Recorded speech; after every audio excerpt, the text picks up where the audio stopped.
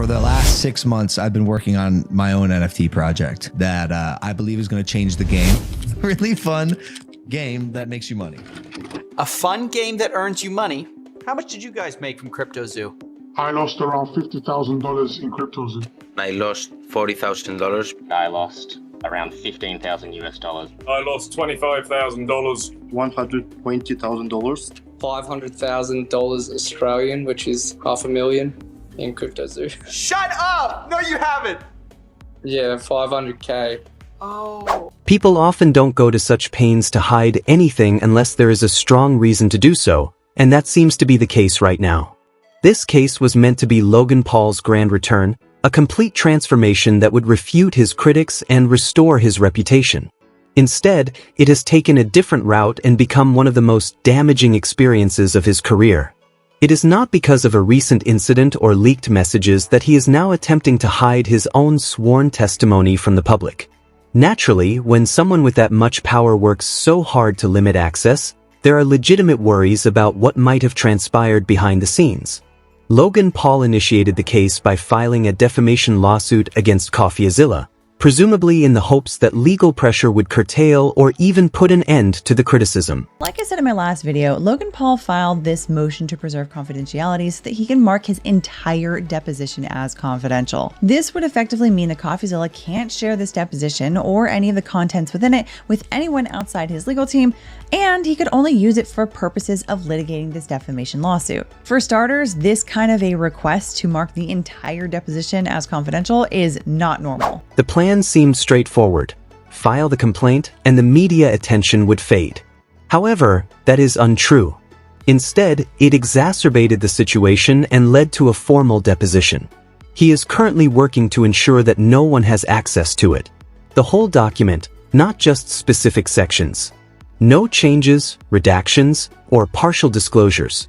The goals appear to be to lock away every response, seal every page, and keep the public from accessing the entire record. As a root problem, he doesn't make any argument that anything in the deposition is sensitive or private in nature. In other words, he doesn't really make any real arguments as to why this entire deposition should be treated as confidential. When someone requests that level of anonymity, they typically provide detailed justifications. They identify certain sections that deal with private family matters, medical records, or sensitive information concerning individuals who are not directly engaged in the case. That hasn't happened here. No part has been identified, no sentence has been selected, and no precise explanation has been given. The request is still ambiguous. Hide everything without providing an explanation. That alone is enough for concern. Logan Paul's legal team claims that Coffeezilla cannot be trusted with access to the deposition. Logan Paul's argument that Coffeezilla failed to essentially try to work things out with him before resorting to the official objection process here. Like I said in my last video, if it's clear early on that going back and forth in the meet and confer process is just going to be a total waste of time, Coffeezilla isn't required to keep engaging with Logan Paul. And here, Coffeezilla says trying to meet and confer with Paul was totally futile because Paul made this blanket designation of confidentiality over the entire deposition. And Coffeezilla throws some shade here when he says, by filing his motion without conferring with Coffeezilla, Paul incontestably signaled his desire simply to suppress anything depicting him in a less than flattering, i.e., not self-produced light. They present this possibility as a threat, saying that if the material remains public, it may be shared with other legal professionals, or even provided to investigators. However, the reasoning begins to falter at this point. These kinds of actions are not illegal. Discovery obtained legally does not have to be kept secret indefinitely. Regulations do not forbid discussing it or presenting it to authorities if necessary. There is no legal basis for concealing when one feels exposed when testifying. Coffeezilla's legal team makes this viewpoint clear by arguing that the deposition should not be sealed unless it contains extremely sensitive information. It is not appropriate to hide contradictions. It is unacceptable to keep the record hidden just because some questions were avoided. And if the comments negatively impact his position, That's precisely what a deposition is for. Wait, Coffeezilla then addresses Paul's next argument, the one where Paul complains about Coffeezilla sharing information with the FBI and with the CryptoZoo class action plaintiffs. And then Coffeezilla says, regardless, disclosing information to the FBI is a lawful use of discovery materials and is not prohibited by the protective order. Logan Paul's case now becomes more challenging since it is more concerned with how the deposition impacts him personally than it is with protecting other people's privacy. This distinction is important because it shifts the debate's focus from legitimate privacy concerns to personal exposure. Coffeezilla's legal team specifically addresses this, arguing that no valid, real justification for sealing the deposition has been provided.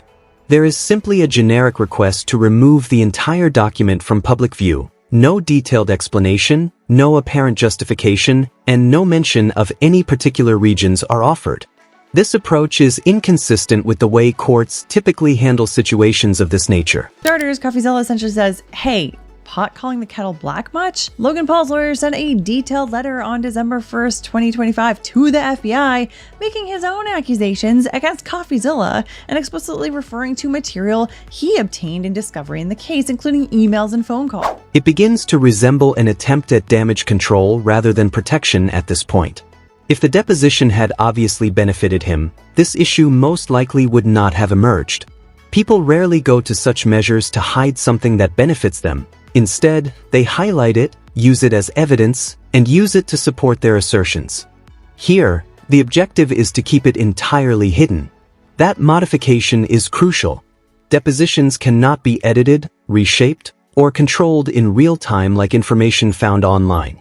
Every response is given under oath and has legal weight.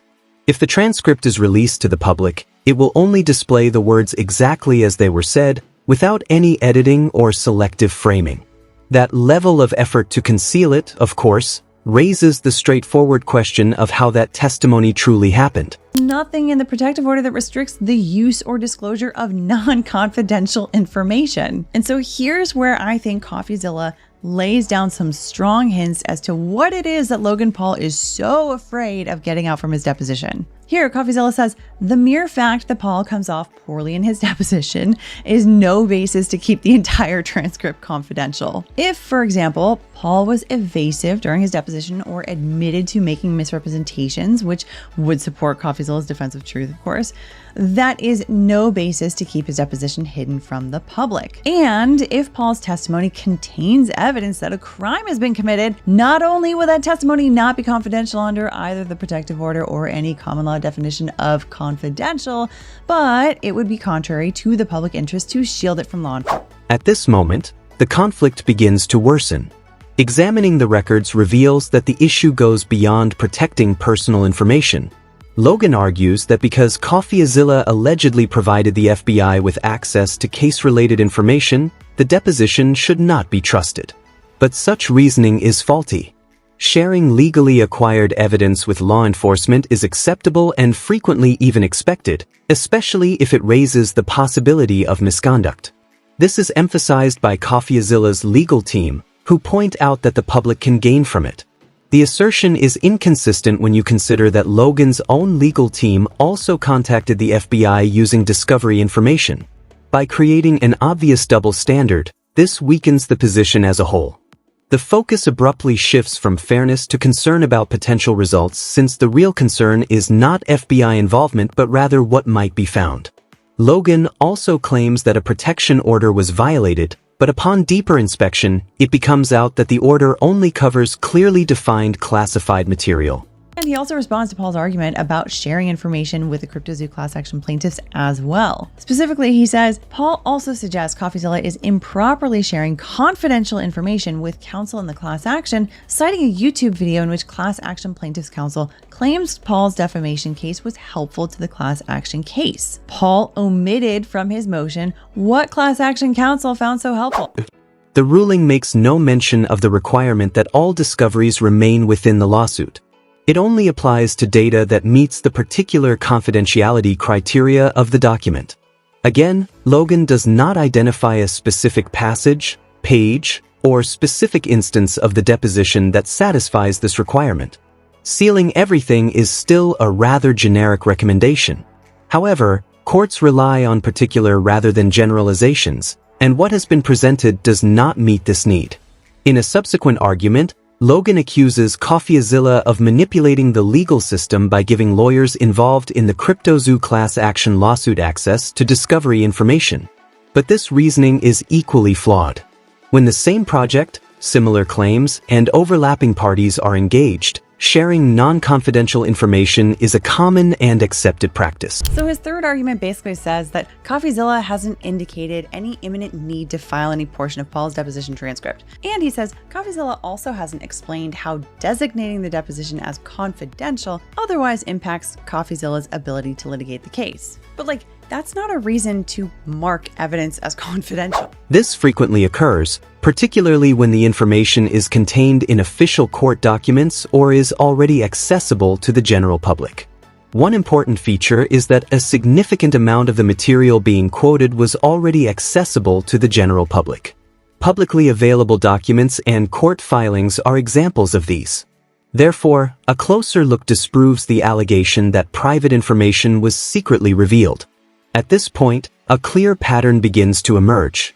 It appears to be less of an effort to protect genuinely sensitive material and more of an attempt to delay or limit disclosure. If the deposition were to support other legal cases or highlight inconsistencies between public statements and sworn testimony, the issue would become much more difficult to resolve. The overall tone begins to shift at this moment.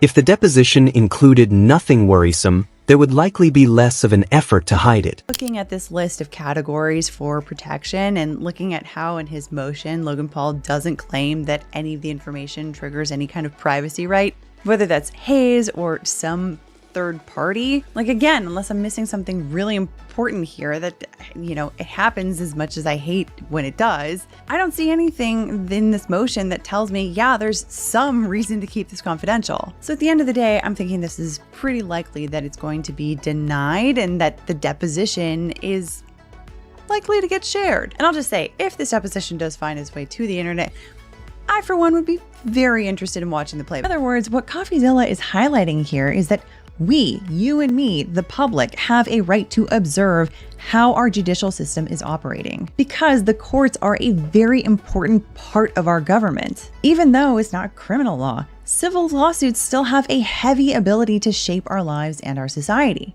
And so we need to be able to have transparency in our courts to ensure that our First Amendment rights of petitioning the government and otherwise monitoring this government function are protected. And so any analysis of whether something should be kept confidential is going to need to balance those rights of the public with the interests of the person or the entity that is asking for privacy. Logan, not Coffeezilla, must give a convincing justification for why the deposition should be sealed. At this point, the argument starts to fall apart. There is only a broad request to keep everything hidden. No page is identified, no line is tagged as sensitive, and there is no clear explanation of what is confidential. That does not satisfy the legal threshold for sealing records. It doesn't sound like a strong legal strategy, more like damage control. Analysts often reach the same conclusion after reviewing the submissions. The arguments don't meet the required threshold. Courts do not seal records just because someone is uncomfortable or because testimony could be interpreted badly in the future. For them, maintaining their reputation is not as crucial as being transparent. As Logan continues to publicly discuss the issue on YouTube, making videos, defending himself, and shaping the narrative, all while asking the court to keep the deposition private, the situation becomes increasingly complicated. Therefore, there is a clear conflict between using publicity to influence the story and asking for privacy in court. And so on January 9th, Coffeezilla responded with his opposition to the motion to preserve confidentiality, and here he didn't disappoint. For starters, he said Logan Paul designated his entire deposition confidential, citing the court's confidentiality and protective order. That order allows a party to designate as confidential only such information that the party in good faith believes in fact is confidential. Paul has not provided, and indeed cannot provide, any good faith basis to keep his entire deposition confidential. Nor has he explained why any specific portions of his deposition are actually confidential, as that term is defined in the... It is not possible to maintain two strategies at the same time. A case cannot be made public when it is favorable. When it is unfavorable, silence must be demanded. Another important factor is that Logan has already addressed this matter in public. In one of his apology films, he expressed gratitude to Coffeezilla for helping to bring attention to the issues with CryptoZoo. He assured viewers that he would find a solution and that anyone affected will get compensation and refunds. Is not a criminal. I called him, I apologize. Step 2, we want to offer a rewards program for players who are disappointed in the status of the game. So essentially you're going to be able to burn your base egg or your base animal for the mint price, which was 0.1 ETH or the equivalent in BNB. I am personally committing 1,000 ETH to this, which is about $1.3 million. I'm sorry, guys. I apologize for how this has unfolded thus far, and I want people to know that they can trust me and that I'll always take care of the fans and people who support me. And lastly, thank you, Coffeezilla. You have catalyzed this, and I am very grateful for your work and your investigation, and I mean that. Thank you. These were clear public promises given to a large audience, not vague statements. Although refunds were meant to be processed, a lot of consumers still say they haven't gotten them. This is a significant contributing component to the ongoing problem. Instead of coming up with a remedy or giving clear updates, Logan filed a lawsuit, and Coffeezilla continued to follow up on those public promises. That legal action directly led to the deposition, which he is now trying to keep private. Unlike information seen online, a deposition is given under oath and cannot be altered or reframed. If it had clearly strengthened his case, it would most likely already be known and used in his defense. The legal team for Coffeezilla argues that there is no justification for sealing it, citing just a broad desire to keep everything hidden rather than any particular sections. This seems to have less to do with a legal obligation and more to do with avoiding inspection. Taking everything into account, the situation suggests that protecting public opinion is more crucial than protecting personal information. If the court rejects the request, the deposition will continue to be a direct record of sworn testimony, open to public interpretation.